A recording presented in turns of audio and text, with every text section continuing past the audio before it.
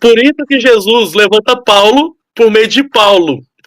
Lucas se converte, Deus pega Lucas para voltar no passado, aí conjectura minha. Lucas falou assim, mas Deus, pra que eu tenho que voltar no passado? É como se Deus estivesse falando bem assim, ô Lucas, é porque se quem estava perto não falou, eu vou trazer gente de longe para poder declarar. Olá pessoal, vocês acabaram de ver a recapitulação da nossa primeira parte dessa série incrível, que nós estamos focando em dizer, ensinar e mostrar para vocês quem é Jesus, o Deus que nós servimos e adoramos e o porquê de tudo isso.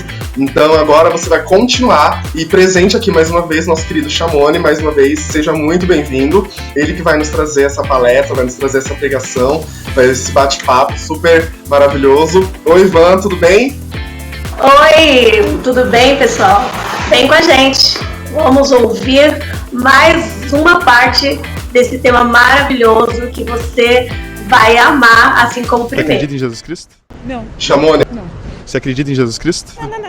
Eu não acredito que um homem foi torturado e 3 dias depois ele levanta intacto. O fato dela negar Deus não quer dizer que ela nega toda a sua conduta. Não é necessariamente uma negação de tudo que você faz. É só a negação de não ver uma evidência de uma divindade. Ah, não descarta ninguém, meu Deus, não descarta ninguém. Deus tira um de fora. Vai começar a narrar milagre por milagre. Detalhe, ele é o único, Lucas é o único, tá? Que vai falar acerca do milagre lá da ressurreição do filho da viúva. Se Deus não levanta Lucas pra falar, o milagre não teria sido falado. E detalhe, Vanessa, não sei se é isso que você vai falar. Vou falar que eu concluo.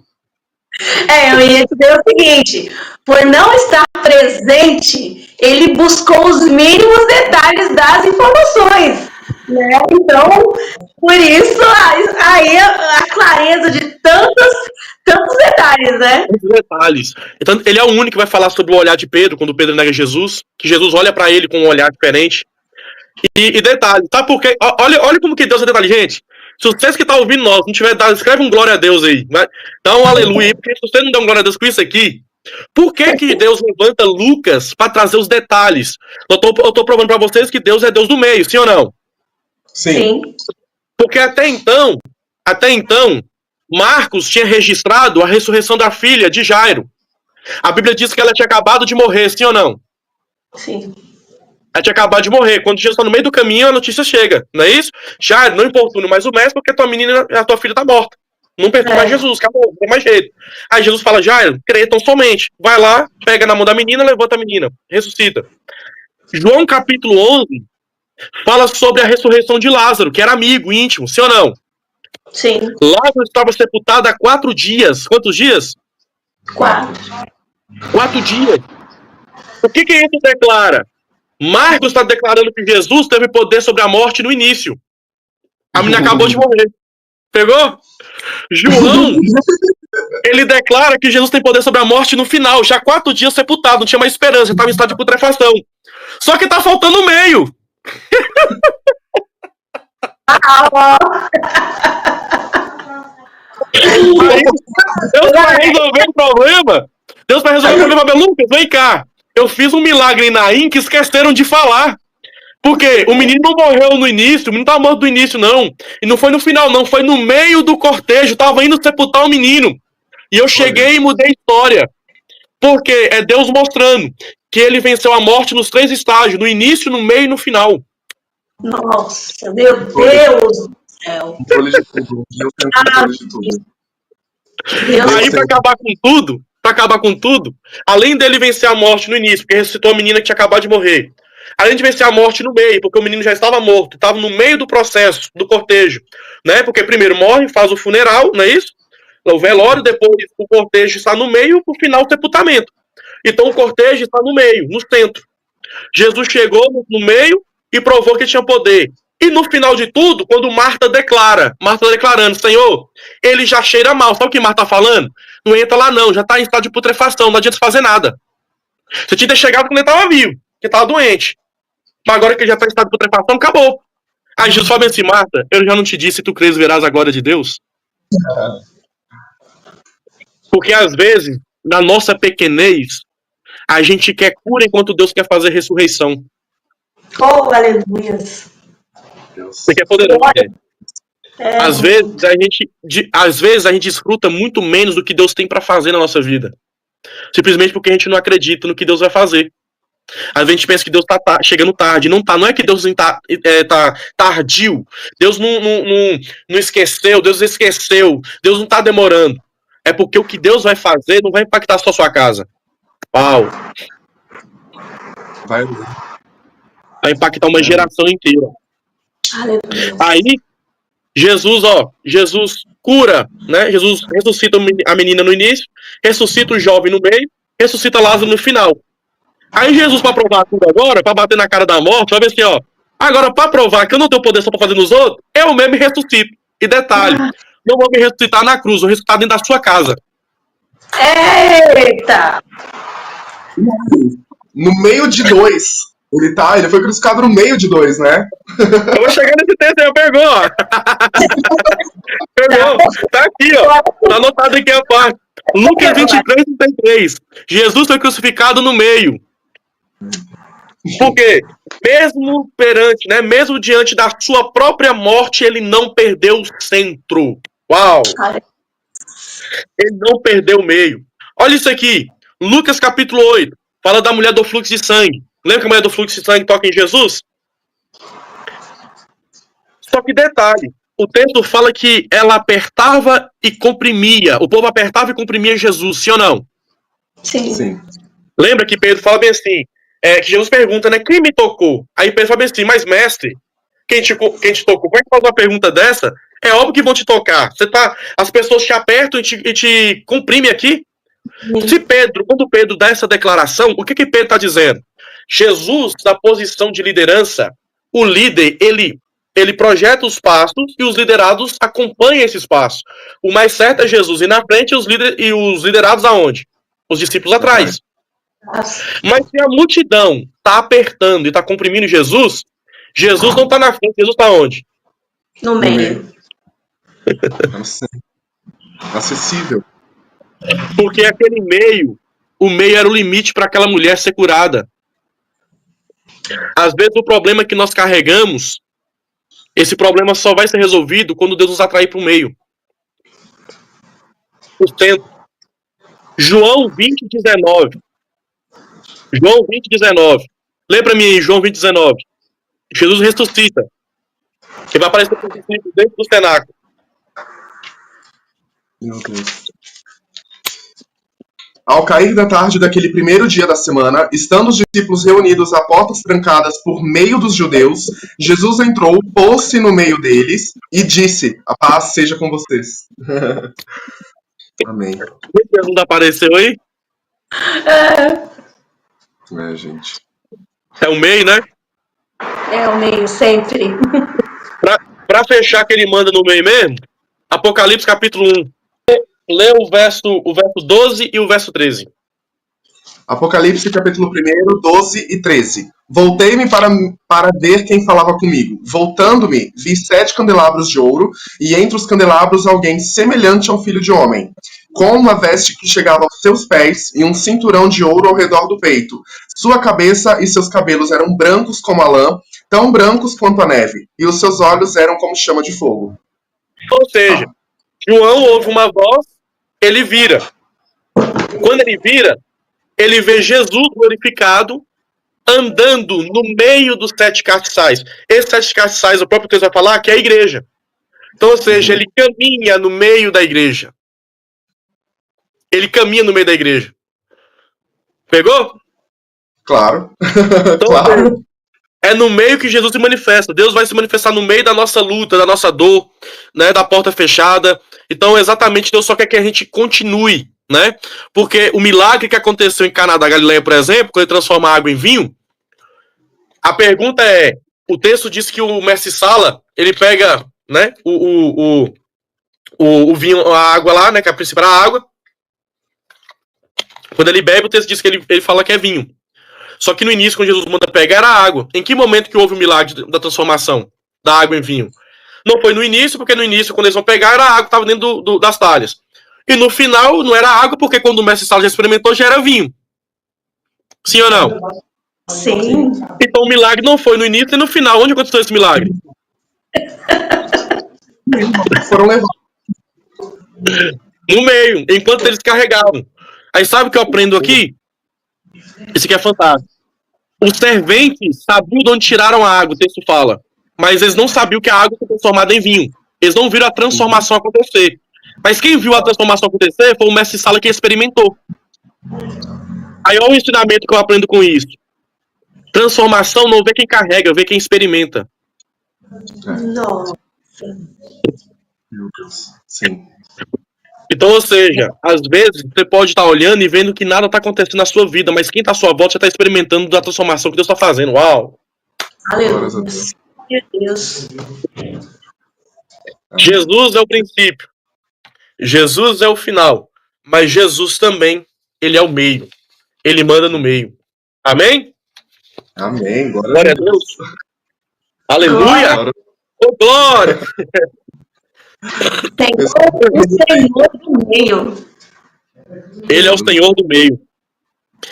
Aí, nessa próxima fase agora aqui, a gente vai entrar aqui na questão da pré-existência de Jesus, né? Como eu disse, para provar que Jesus ele era pré-existente, certo? Ele já existia antes da eternidade passada. Então a gente entendeu aqui acerca dos princípios, né?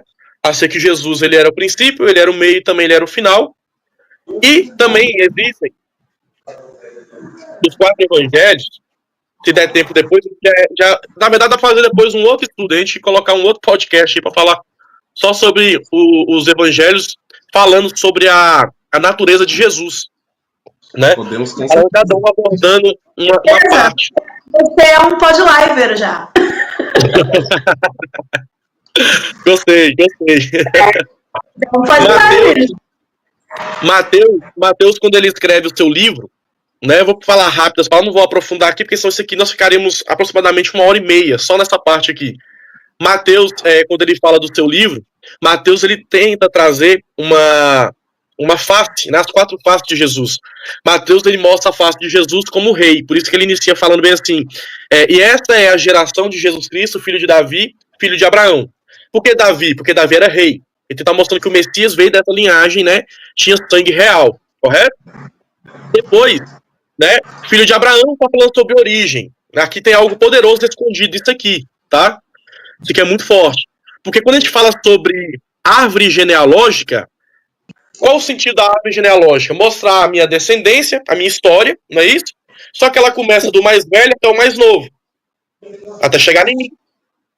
Só que Mateus, ele inverte o negócio. Mateus, ele, em vez de falar Abraão primeiro, ele coloca Davi primeiro que Abraão. Quem veio primeiro, Davi ou Abraão? Abraão. Né? Davi vem depois. Mas por que Mateus, então, falando de uma genealogia, ele coloca primeiro Davi para depois colocar Abraão? Mateus errou, sendo inteligente que ele era? Não. Mateus está trazendo um princípio de ensinamento para mim. Do quê? Porque Davi fala do propósito de Jesus como rei. Abraão fala da onde vem a sua origem. Então, você está falando de origem e propósito. Sabe o que Mateus está me ensinando?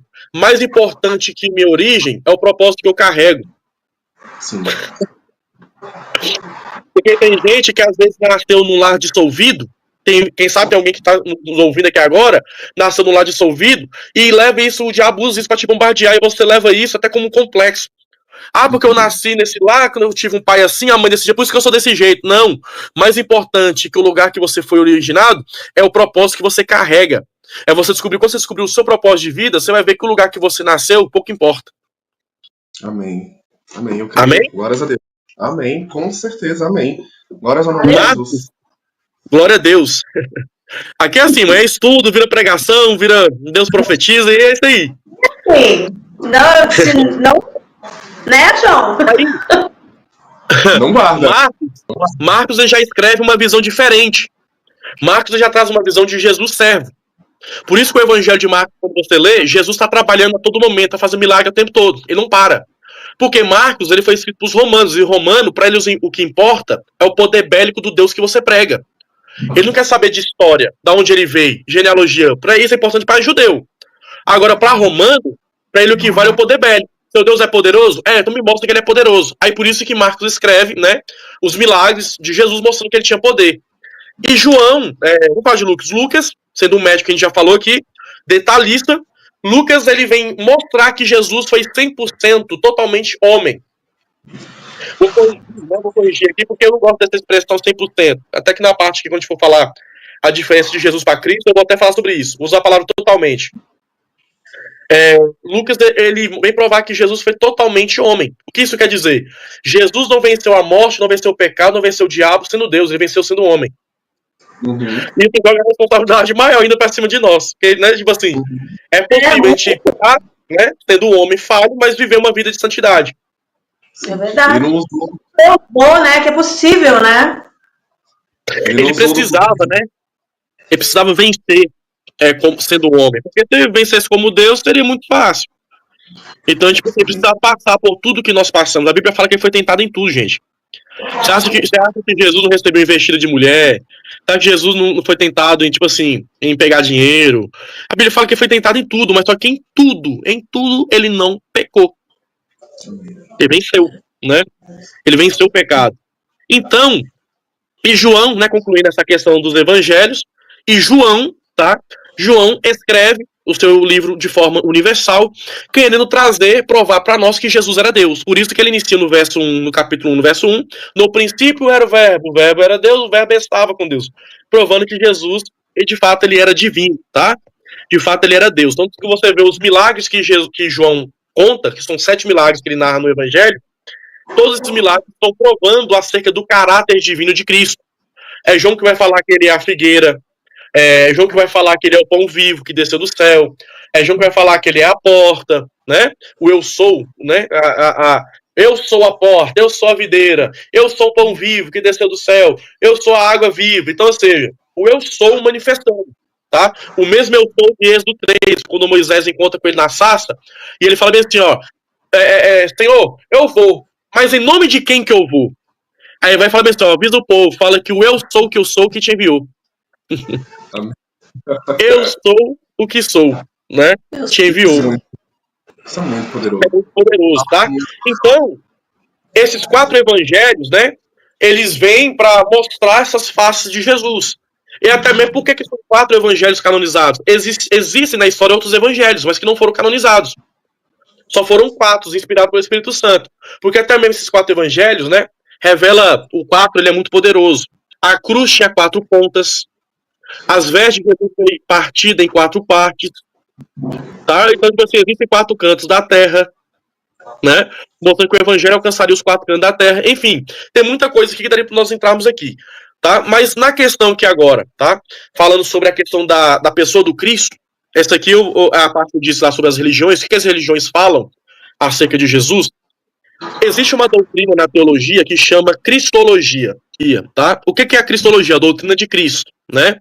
A palavra a logia vem de estudo, tratado. Então é um estudo sobre a pessoa do Cristo, certo? Primeiro ponto que a gente precisa entender, ok? Jesus Cristo, a palavra Cristo significa ungido, tá? Significa ungido ou untado. No Antigo Testamento, o Antigo Testamento foi escrito em hebraico. No hebraico, é conhecido como Messias, tá? O Cristo é o mesmo que Messias. E no Novo Testamento, tá? É chamado de Cristo. Então, ou seja, Cristo e Messias é a mesma coisa. Quando fala de Cristo no Antigo Testamento, estou falando do Messias. Quando eu falo de Messias no Novo Testamento, estou falando do Cristo. Que ambas as palavras significam ungido, tá? Então, Cristo escrito no grego e Messias vem do hebraico, ok? Então, na cristologia é o estudo da natureza, a obra, pessoa e ofício do Cristo, tá? A gente estuda sobre a natureza dele, sobre a obra que ele fez, a obra de redenção, a pessoa do próprio Cristo, né, que é considerada a terceira pessoa da Trindade, né, Deus Pai, a segunda pessoa, perdão, a Trindade, Deus Pai, Deus Filho e o Espírito, apesar que quando a gente estuda sobre o Espírito Santo, a gente entende que ele deveria ficar no meio, tá, porque é ele que liga o Pai no Filho e o Filho no Pai, ele é Espírito da unidade, não trabalha com divisão, e fala acerca do ofício do Cristo.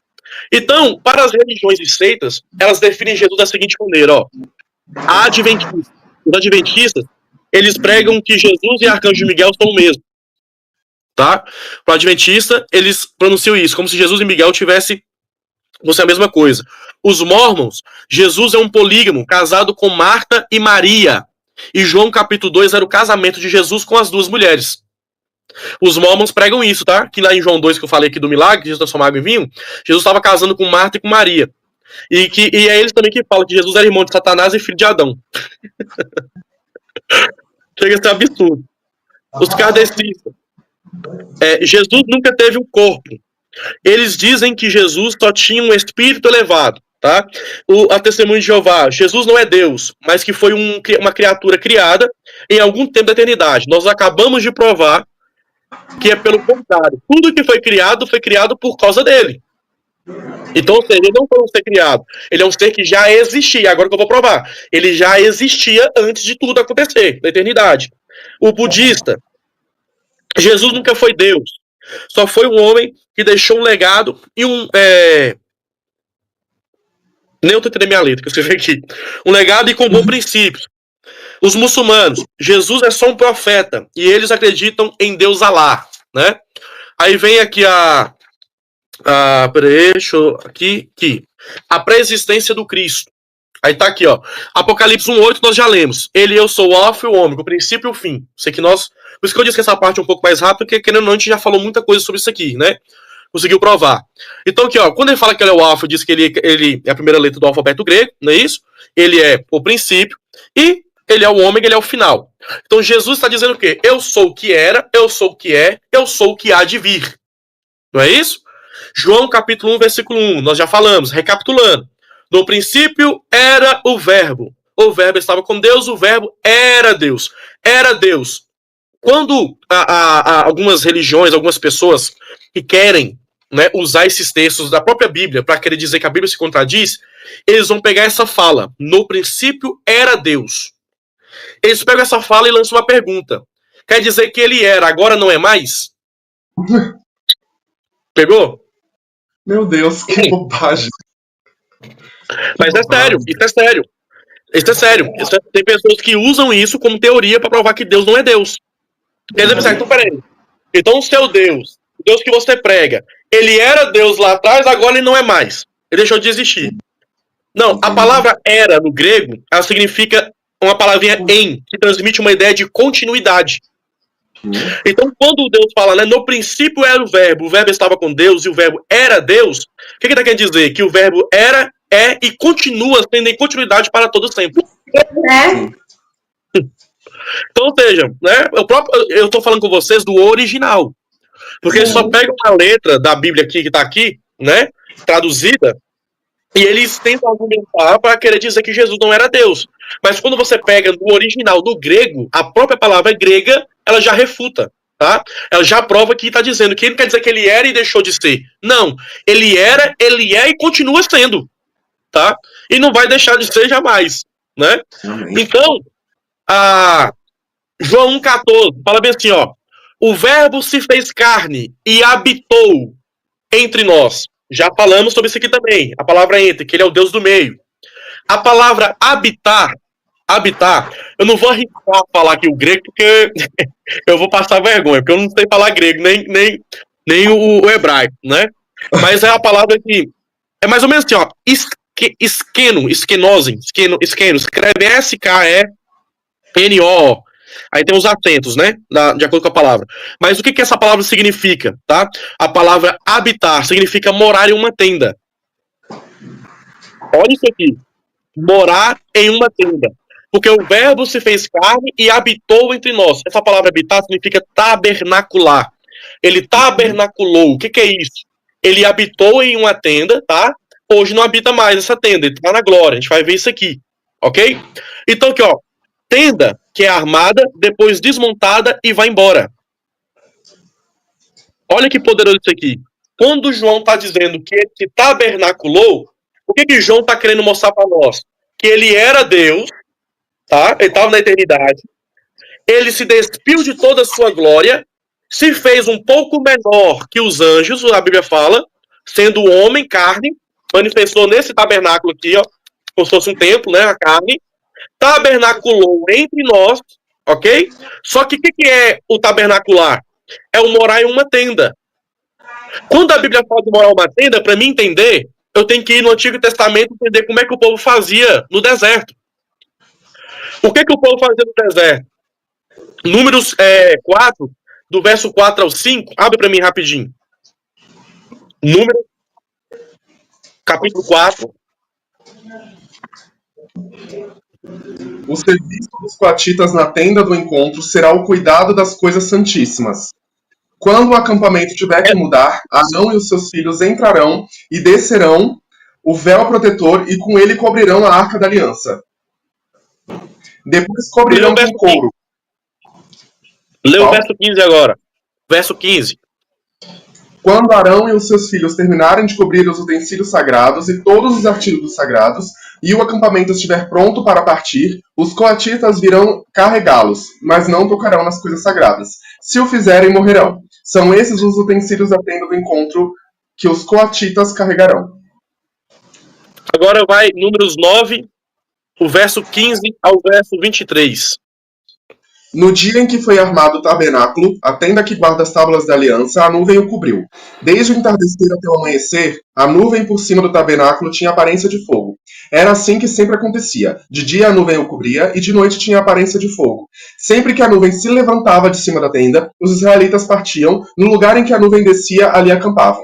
Conforme a ordem do Senhor, os israelitas partiam, e conforme a ordem do Senhor, acampavam. Enquanto a nuvem estivesse por cima do tabernáculo, eles permaneciam acampados. Quando a nuvem ficava sobre o tabernáculo por muito tempo, os israelitas cumpriam as suas responsabilidades para com o Senhor e não partiam. Às vezes, a nuvem ficava sobre o tabernáculo poucos dias. Conforme a ordem do Senhor, eles acampavam.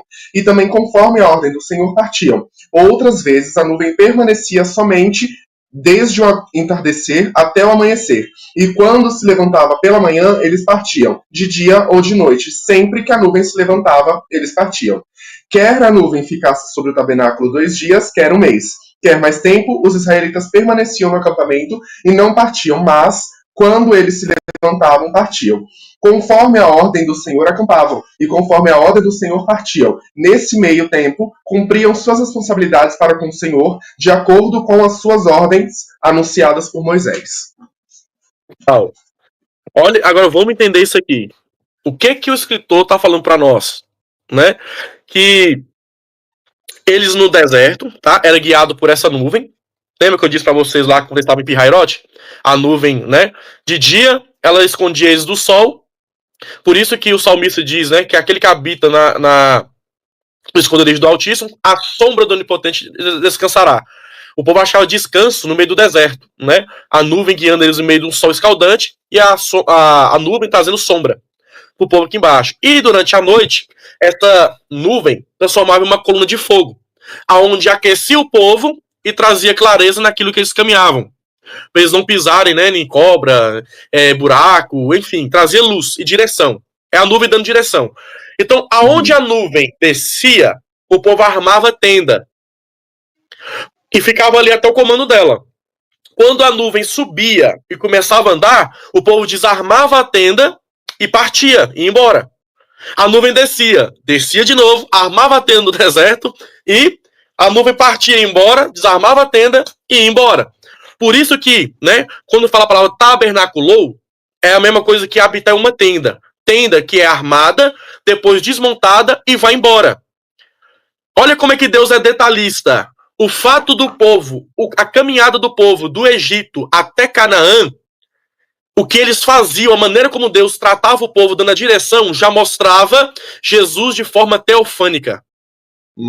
Já mostrando como que Jesus viria. Ele ia vir, armar a tenda, uau! Ia habitar nessa tenda por um período de tempo, mas depois ele ia ter que largar essa tenda. Por quê? Porque aqui não é a habitação dele. Eles iam para um outro lugar. A terra onde Deus prometeu.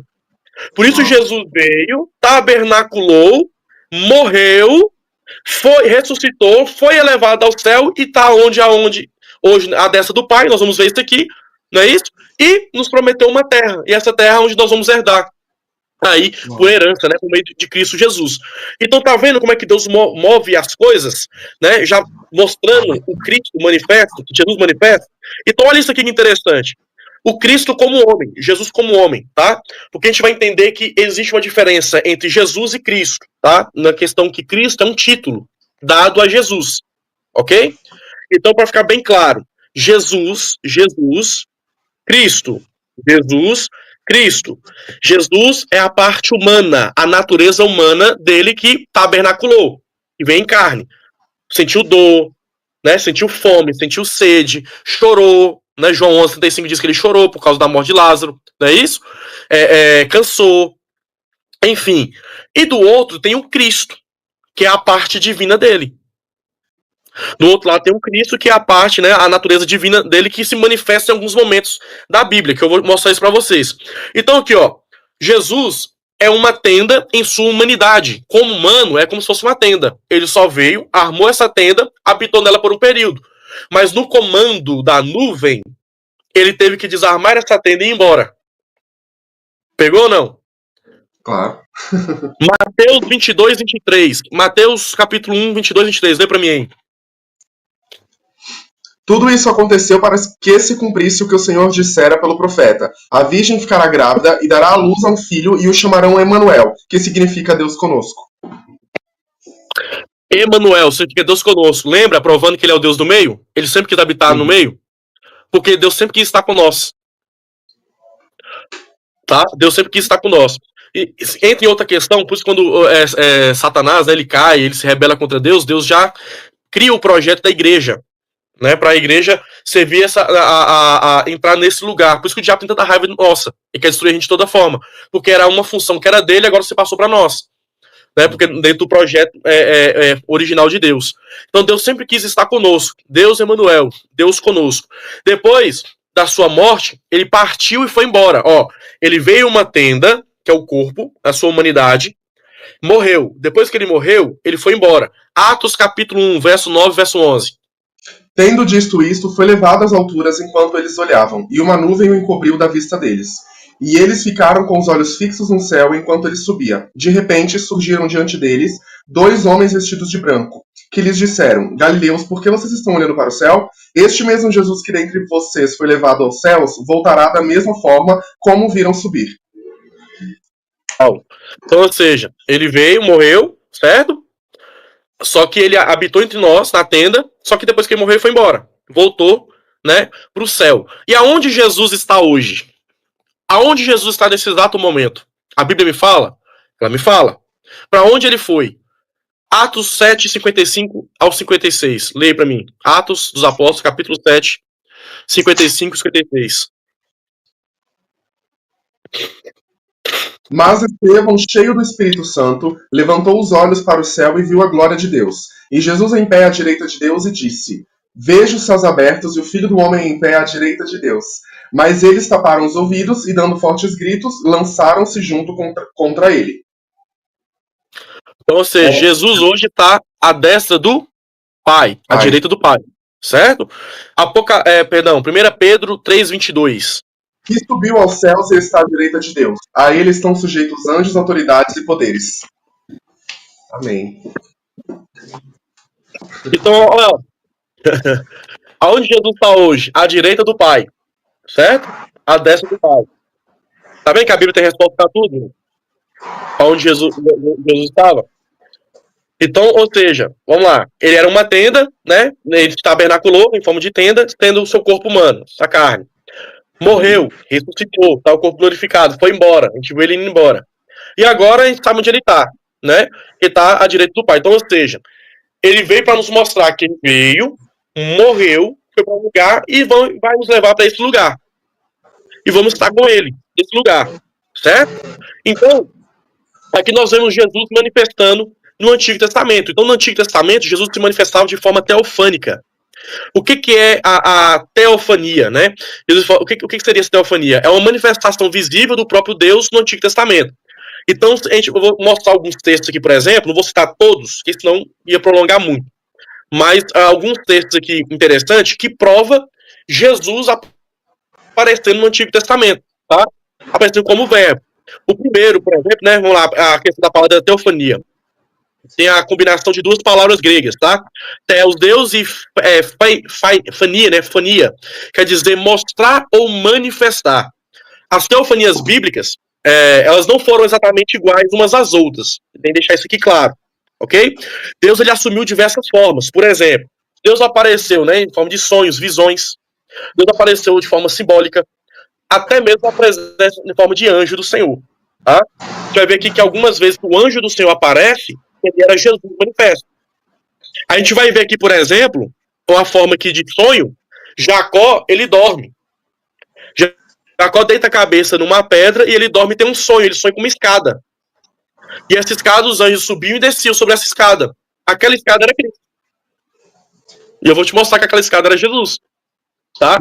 Porque por meio dele dá acesso ao Pai. Ninguém vem ao Pai a não ser por mim. Né? O acesso ele é o intermediador entre o homem e Deus. Ok?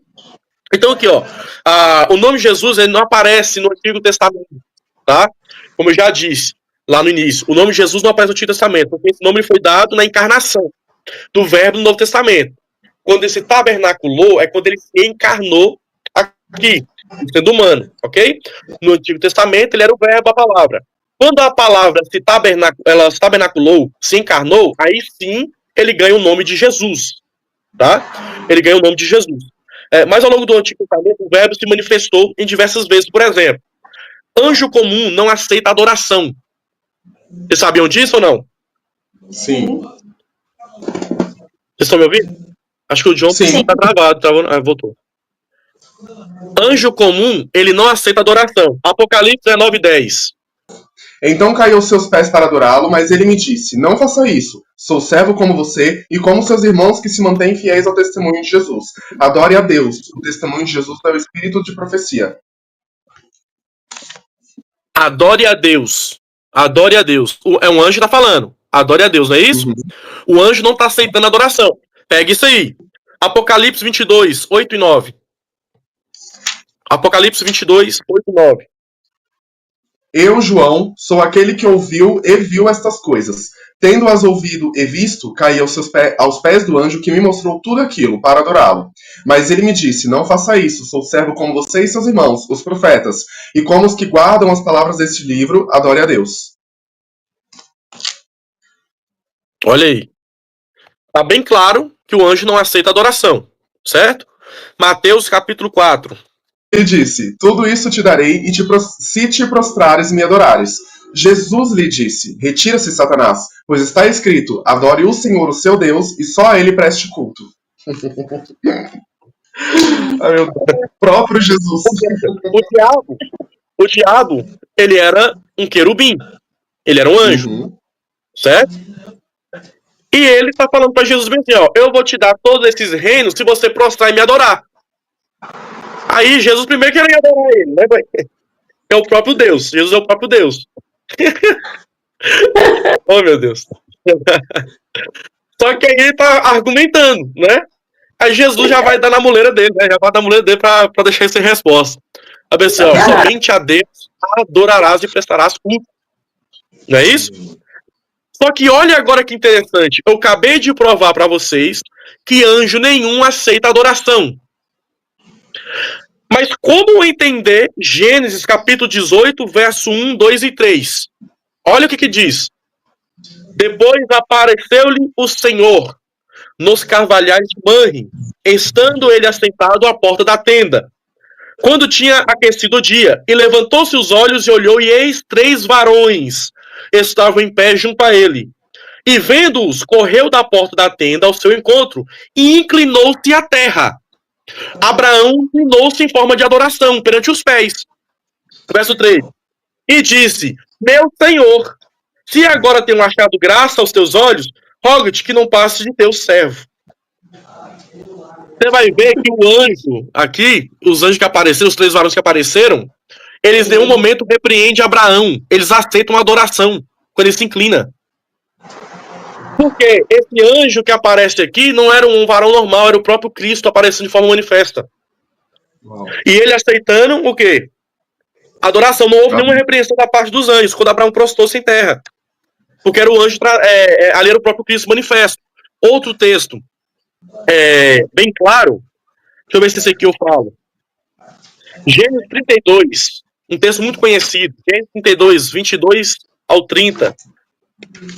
Naquela noite, Jacó levantou-se, tomou suas 2 mulheres, suas 2 servas e seus 11 filhos para atravessar o lugar de pastagem de Jaboque. Depois de havê-los feito atravessar o ribeiro, fez passar também tudo o que possuía. E Jacó ficou sozinho. Então veio um homem que se pôs a lutar com ele até o amanhecer. Quando o homem viu que não poderia dominá-lo, tocou nas articulações da coxa de Jacó, de forma que se deslocou a sua coxa enquanto lutavam. Então o homem disse: Deixe-me ir, pois o dia já se desponta. Mas Jacó lhe respondeu: Não te deixarei ir, a não ser que me abençoes. O homem lhe perguntou: Qual é o seu nome? Ele respondeu: Jacó. Então disse o homem: Seu nome não será mais Jacó, mas sim Israel, porque você lutou com Deus e com homens e venceu. Prosseguiu Jacó: Peço-te que te digas o teu nome. Mas ele me respondeu: Por que pergunta o meu nome? E o abençoou ali. Jacó chamou aquele lugar de Peniel, pois disse: Vi a face a face a Deus, e todavia minha vida foi poupada. Ao nascer que o sol atravessou Peniel, mancando por causa da coxa. Por isso, até o dia de hoje, os israelitas não comem o músculo ligado à articulação do quadril, porque nesse músculo Jacó foi ferido. Olha aí, uau.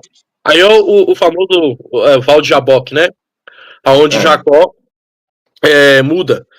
Deus muda o nome de Jacó. Primeiro ponto interessante disso aí, né?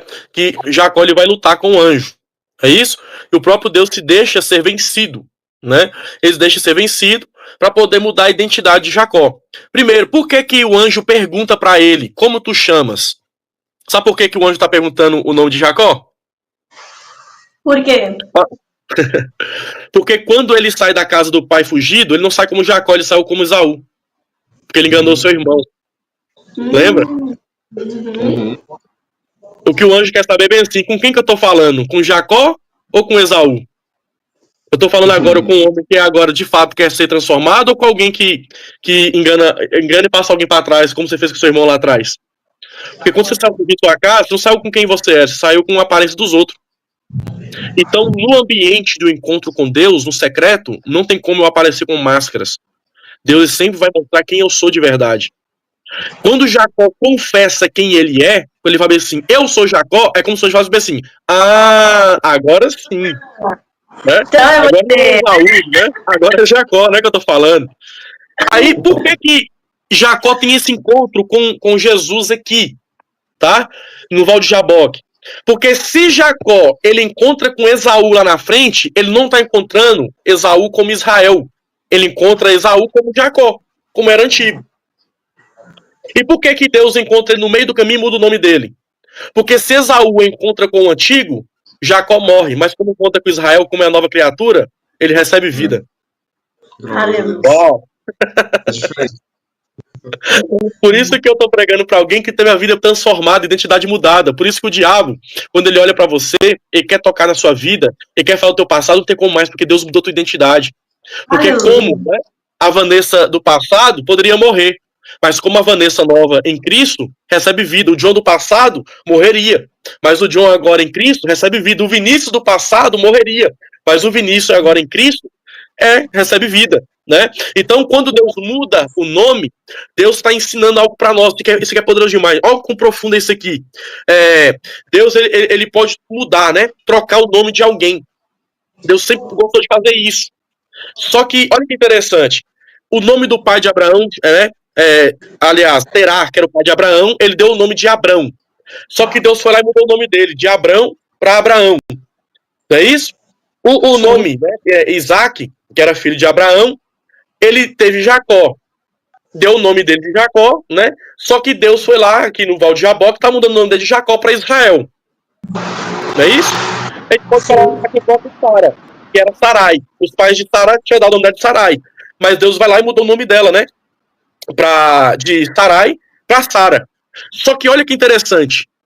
Já o nome de Isaac, o nome de Abraão, pai dele que deu, o nome de Jacó foi Isaac que deu, mas o nome de Isaac não foi Abraão que deu, foi o próprio Deus que determinou. Uhum. Só que qual o problema? Olha isso aqui. Que Terá deu o nome de Abraão, Deus mudou para Abraão. Isaac deu o nome de Jacó, Deus mudou para Israel. Os pais de Sarai deu o nome de Sarai, Deus mudou para Sara. Mas me mostra na Bíblia Deus mudando, alguém mudando o nome de Isaac. Então, o que eu entendo disso aqui? O nome que o homem dá, Deus muda, mas aquilo que Deus muda, o nome que Deus dá, não tem ninguém para trocar. Por quê? O que é seu, Deus muda, mas o projeto que Deus coloca na sua mesa, só ele pode alterar. Amém. Glória a Deus. Isso é muito O homem pode mudar, mas o que Deus determinou para nossa história, só ele tem o poder de tocar, nem o diabo tem poder de tocar. Só pode tocar se Deus permitir. Glória a Deus. Isso é muito forte, gente. Agora isso aqui, Gênesis 16. Gênesis 16, 7 ao 11. Vai falar sobre Agar quando vai gerar Ismael. O anjo do Senhor encontrou Agar perto de uma fonte no deserto, no caminho de Sur, e perguntou-lhe: Agar, serva de Sarai, de onde você vem, para onde você vai? E ela respondeu: Estou fugindo de Sarai, a minha senhora. Disse-lhe então o anjo do Senhor: Volte a sua senhora e sujeite-se a ela. Disse mais o anjo: Multiplicarei tanto os seus descendentes que ninguém os poderá contar. Disse-lhe ainda o anjo do Senhor: Você está grávida e terá um filho e lhe dará o nome de Ismael, porque o Senhor ouviu o seu sofrimento. Ele será como jumento selvagem, sua mão será contra todos e a mão de todos contra ele, e ele viverá em hostilidade contra todos os seus irmãos. Olha aí. Isso aí tá falando do quê? Tá falando acerca de Agar, que era a serva de Sara, não é isso? Ela gera, né, por meio lá com Abraão, ela vai gerar Ismael. Só que quando ela começa a gerar, ela começa a investir contra a vida de Sara. Por quê? Né? Por mais que Sara era a senhora dela, mas ela tem naquele momento um poder que Sara não tem, que é de gerar. E quantas vezes isso acontece, né? Tem gente que só aproveita uma oportunidade para achar uma fragilidade em gente e querer usar aquilo contra nós. E era o que Agar estava fazendo. Isso é covardia, né? Eu entendo isso como covardia. Então, por mais que às vezes seja superioridade, mas encontrou uma deficiência, encontrou uma fragilidade na pessoa, tem gente que é tão maldosa que vai usar a fraqueza da pessoa contra ela mesma. Só que aí as duas começam a brigar. Aí Agar vai embora, ela parte pro deserto. Quando ela parte pro deserto, aí o texto fala bem assim, ó, que quando ela estava do lado de uma fonte, né, o anjo do Senhor falou com ela. Você pode ver que o anjo aí tá maiúsculo, né? Que anjo é esse que tá falando com ela? Ali é Jesus de forma teofânica, aparecendo perante a fonte. Mas o que eu acho interessante é que o anjo apareceu perante uma fonte, não perante um poço. Uhum. Por quê? Poço tem diferença de fonte? Tem. Né? Jesus encontrou depois com a samaritana no poço, lá em João capítulo 4. Mas aqui Jesus faz questão, o anjo faz questão de aparecer, né, com Agar e falar sobre a próxima fonte. Por quê? Agar está gerando. Agar está o quê? Está gerando. É isso? A mulher samaritana não estava gerando. Aquele poço ali representava a própria vida da mulher. Mas a Agar, que é ao lado da fonte, está gerando. E o anjo aparece e fala com ela quando estava ao lado da fonte. Não falou do lado de um poço, não falou quando estava longe do poço. Ele esperou chegar junto ao poço para falar com ela e falar da promessa daquilo que ela estava gerando. Então, o que eu entendo com isso? Primeiro ponto, a diferença de poço para fonte. Poço acumula, enquanto fonte gera. Poço acumula, enquanto fonte gera. Por que o anjo aparece e fala com Agar quando está do lado de uma fonte? Porque é Deus nos ensinando, não ande com quem acumula, mas ande com quem aprendeu a gerar. Meu Deus. Nós temos que aprender a caminhar com pessoas que sabem gerar também. Que quando eu caminho com quem sabe gerar, Deus vai falar daquilo que eu estou gerando. E Deus vai estender a promessa em cima daquilo que eu estou gerando. Então aqui é Jesus aparecendo de forma teofânica e falando sobre, né, aquilo que Agar estava gerando. Outro texto interessante, que isso aqui vai provar acerca que o anjo não aceita adoração, e eu vou te provar que Jesus ele aparece de forma teofânica, está em Josué capítulo 6, verso 13 ao 15, 13, 14 e 15. Leia para mim, por favor. Estando Josué já perto de Jericó, olhou para cima e viu um homem em pé, empurrando uma espada. Aproximou-se dele e perguntou-lhe: Você é por nós você é por nós ou por nossos inimigos? Nem uma coisa nem outra, respondeu ele. Venho na qualidade de comandante do exército do Senhor. Então Josué prostrou-se com o rosto em terra em sinal de respeito e lhe perguntou: Que mensagem o meu senhor tem para o seu servo? O comandante do exército do Senhor respondeu: Tire as sandálias dos pés, pois o lugar que você está é santo. E Josué as tirou. Percebe que a mesma coisa que aconteceu com Moisés na sarça, quando Moisés aproxima, o anjo fala com ele e manda tirar o que dos pés? Sandália. As sandálias, não é isso? A mesma coisa acontecendo com Josué. Só que agora, né, Josué está prestes a entrar na terra, não é isso? E na Terra Prometida, e o anjo está mandando Josué tirar as sandálias dos pés. Só que o texto diz que quando o anjo aparece, Josué prostra e adora. Se Josué prostra e adora, aonde está no texto o anjo repreendendo ele como os outros repreenderam, quando alguém ia adorar? Não tem. Não tem. Então, ou seja, o anjo aceitou a adoração. Se o anjo aceitou a adoração, é sinal que ali de fato era o Cristo manifesto. É isso? Só que olha isso aqui. Quando ele manda, né, Josué tirar as sandálias dos pés, Josué está adorando, sim ou não? Por que ele tem que tirar as sandálias dos pés? Porque quem está calçado com as sandálias não existe sensibilidade quando toca ao chão. E a terra fala, o texto fala que a terra era santa, não é isso? Que a terra era santa. Por que a terra é santa? Porque aonde Deus desce, torna santo. Amém. Por isso que você tem que ser santo, por isso que você tem que ser santo. Porque se Deus mora dentro de você, ele sendo santo, aonde ele toca, se transforma em santo também. Amém. Porque tudo que Deus está, que Deus faz, Deus habita, Deus toca, não pode ser diferente de quem ele é. Exatamente. Então, ou seja, do mesmo jeito como Deus é santo, a terra torna santa. Mas qual que é o problema? Josué está falando com Deus, adorando a Deus numa terra santa, mas calçado. O que isso quer dizer? Que quando eu estou na presença de Deus e eu estou em posição de adoração, eu só consigo entregar a verdadeira adoração quando eu me sensibilizo com ela. Porque as sandálias, ela tira a sensibilidade dos pés com a terra. As sandálias me dão resistência para caminhar no deserto, mas perante a presença, eu tenho que tirar tudo aquilo que me faz resistir. Eu deixo aquilo que me faz sentir na presença de Deus. Qual o problema? As pessoas hoje invertem as coisas. As pessoas resistem à presença e se sensibilizam no deserto. Aí onde transforma em um crente fraco na fé, que não consegue caminhar. Por quê? Quando está perante a presença, está com o coração duro, resistindo. Mas quando está no deserto, está passando por prova, está chorando, se sensibilizando com o deserto. Quando eu estou falando isso, não, resiste lá e sensibiliza aqui. Ai, Jesus, glória a Deus. Glória a Deus. Agora, Gênesis 28, 10, 11 e 12. Jacó partiu de Betzeba e foi para Harã. Chegando a determinado lugar, parou para pernoitar, porque o sol já havia se posto. Tomando uma das pedras ali, usou-a como travesseiro e deitou-se. E teve um sonho no qual viu uma escada apoiada na terra. O seu topo alcançava os céus, e os anjos de Deus subiam e desciam dela. O texto diz que os anjos subiam e desciam. Os anjos subiam e desciam, não é isso? Vai entender por que disso. Primeiro ponto. Jacó, ele pega uma pedra e faz de travesseiro. Gente, deitar na cabeça de uma pedra. Que conforto tem uma pedra? Nenhuma. Eu fico pensando aqui. Vai cabeça, né? Você vê que ele põe a cabeça na pedra e sonha. Essa pedra aí, eu te provo que ela é Cristo. Você quer ver? Boa. 1 Coríntios capítulo 10, verso 2, 3 e 4. Porque não quero, irmãos, que vocês ignorem o fato de que todos os nossos antepassados estiveram sob as nuvens e todos passaram pelo mar. Em Moisés, todos eles foram batizados na nuvem e no mar. Todos comeram do mesmo alimento espiritual e beberam da mesma bebida espiritual, pois bebiam da rocha espiritual que os acompanhavam, e essa rocha era Cristo. Travesseiro bom, né? Esse travesseiro ficou macio rapidinho. Então, ou seja, Jacó tá fugindo de casa, só tem um cajado na mão, sem nada.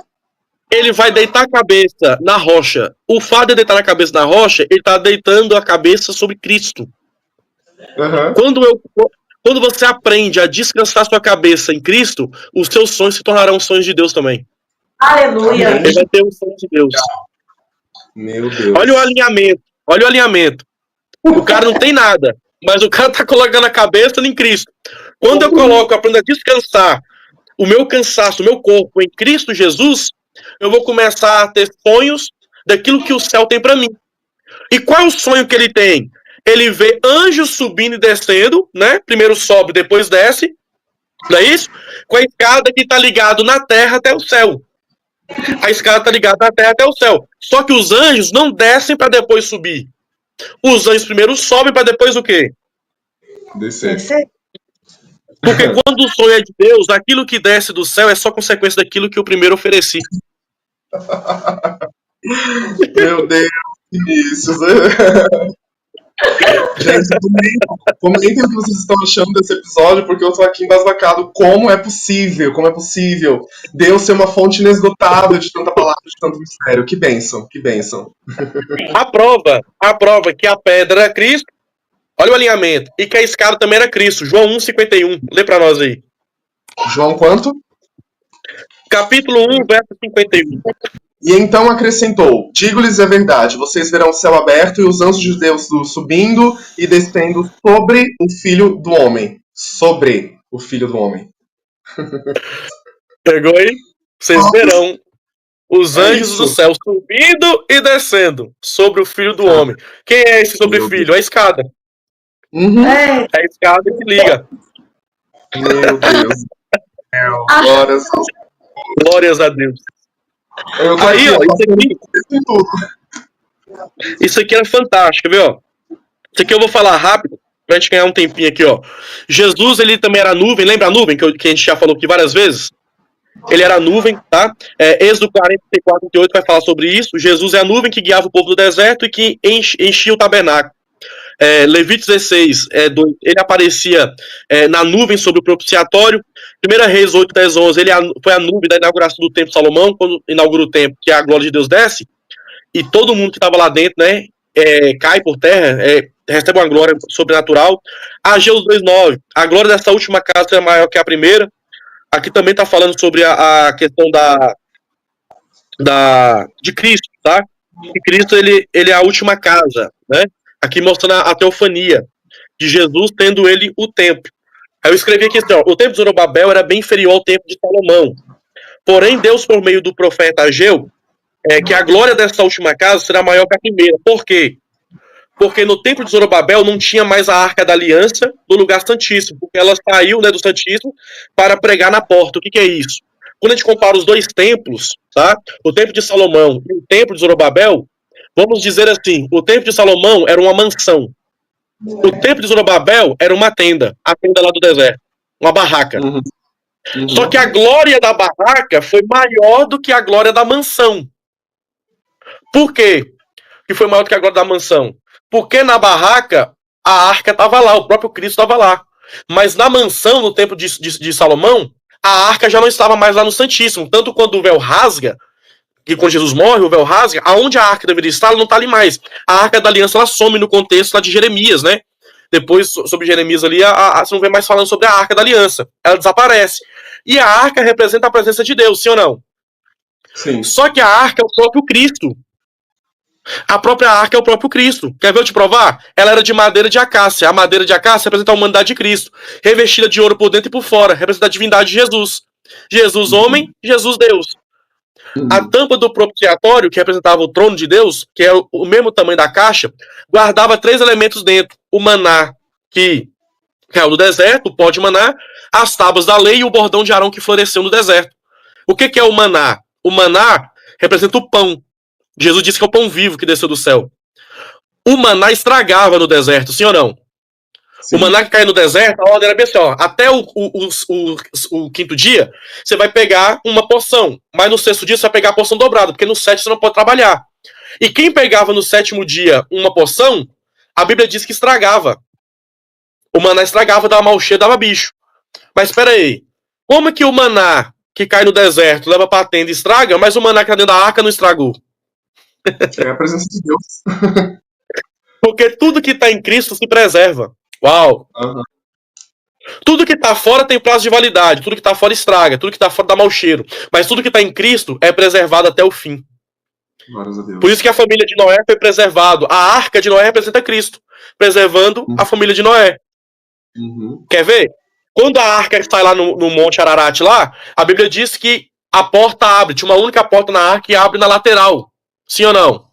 Jesus crucificado no alto do monte, como a arca está em cima do alto do monte, ele foi ferido à lateral. Representando o próprio Cristo. Então a arca representa Cristo.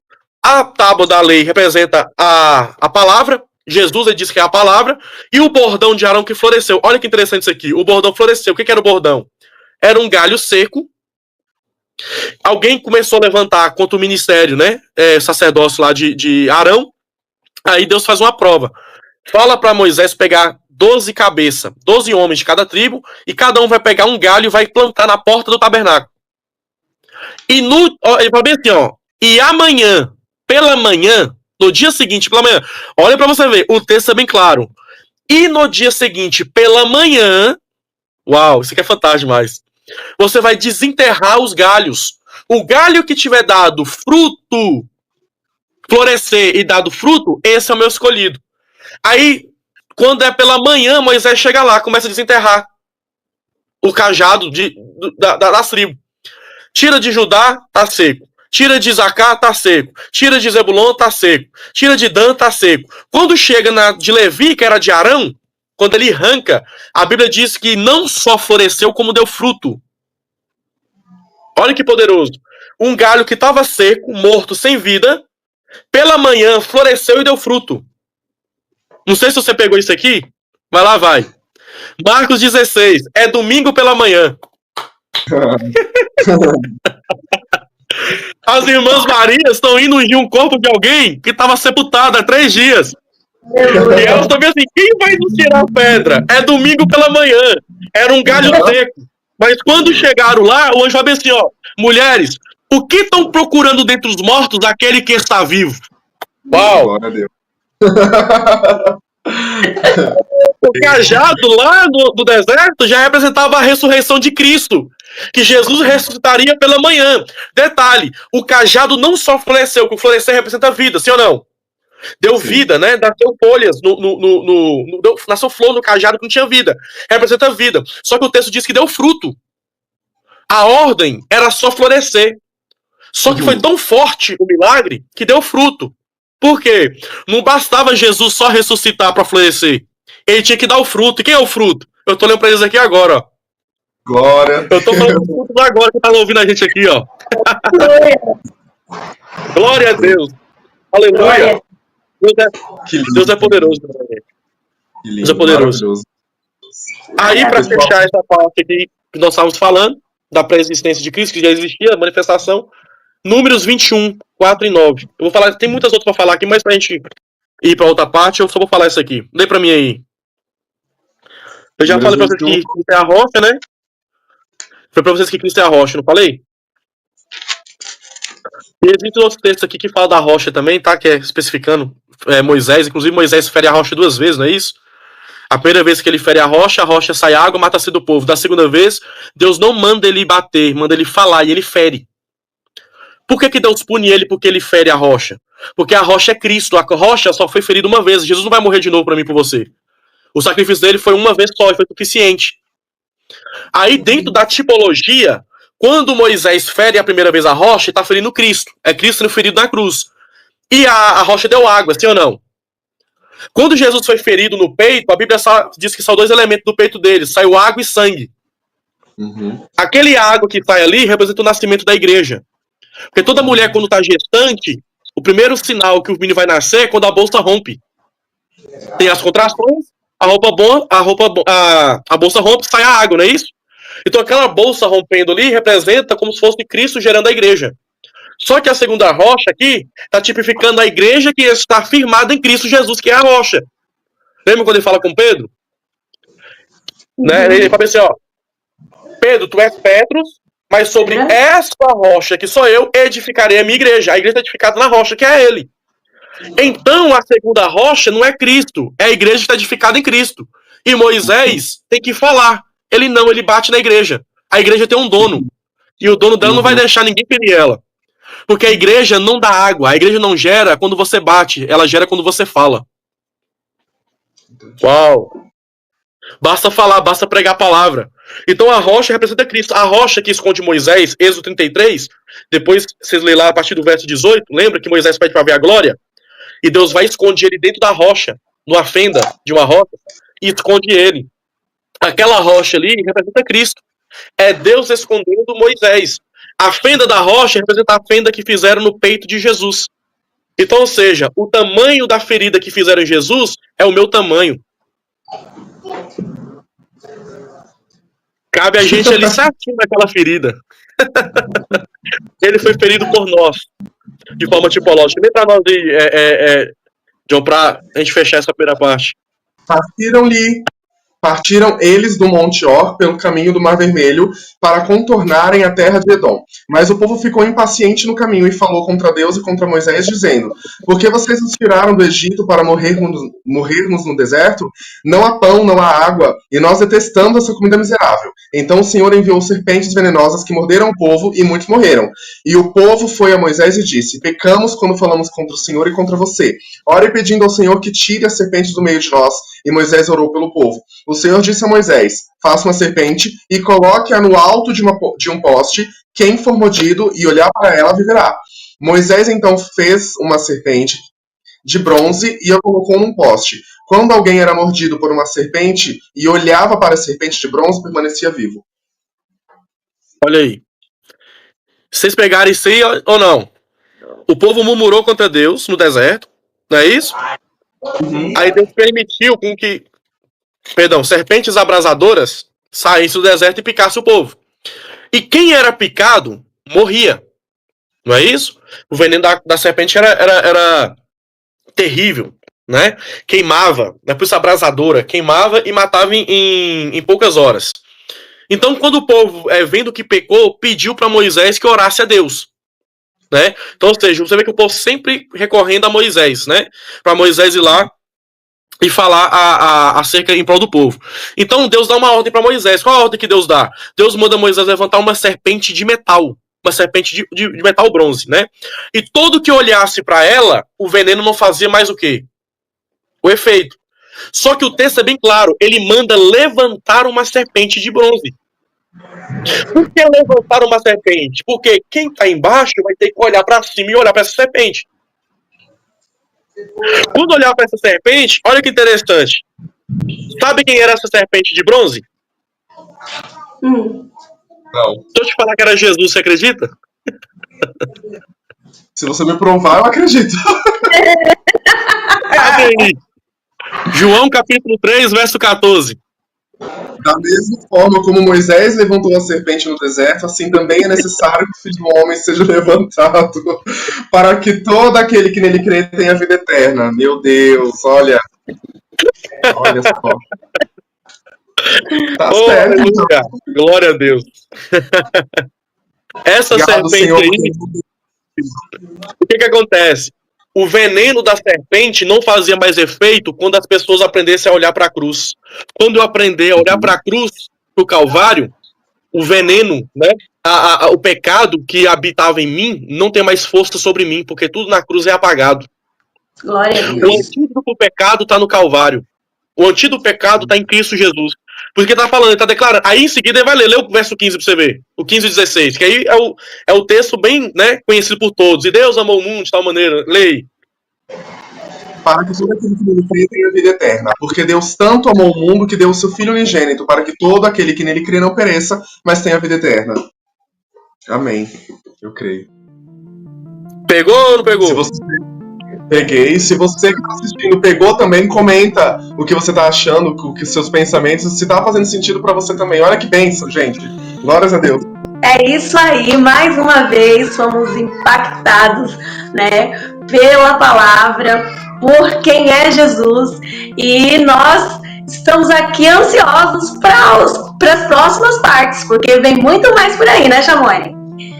Glória a Deus, com certeza. Com certeza agora, né, a gente parte pro finalzinho e a gente vai conhecer aí, a gente já conheceu o Cristo que era pré-existente, né, na primeira fase, na primeira etapa. Agora na segunda etapa nós vimos aí a diferença do Jesus para o Cristo, a gente viu algumas manifestações dele ao longo da Bíblia, entendemos o projeto de salvação, né, o propósito da salvação, e agora a gente vai entender, né, compreender aí como ele está hoje e como que é a eternidade, né, que é algo poderoso, algo que traz esperança para nós, que vale a pena por tudo que a gente passa aqui na Terra, vale a pena cada preço que é pago aqui para desfrutar isso depois com ele lá.